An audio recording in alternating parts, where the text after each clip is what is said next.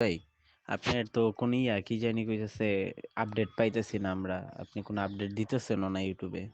আর দ্বিতীয় কথা হয়েছে কি ভাই, ওই যে আমি বলছিলাম না আপনারে যে আমি নভেম্বরের 7 তারিখে আপনার অ্যাপয়েন্টমেন্ট ডেট পাইছিলাম আপনার 24-এ। এখন তো রিশিডিউলের জন্য আমরা বইসা আছি। তো আমাদের একই মালিকের আপনার মনে করেন যে কাগজ হইছে, মানে আমাদের বাংলাদেশেই একই মালিকের, উনিও নভেম্বর 7 তারিখে ডেট পাইছিল। কিন্তু উনি আজকে জমা দিছে রিশিডিউল ডেট পাইয়া, আপনার পাইছে হইছে গিয়ে আজকে ডেট পাইছে 15 তারিখ। আপনার ডেট পাইছিল হইছে গিয়ে আপনার 13 তারিখে পাইছিল, বুঝছেন?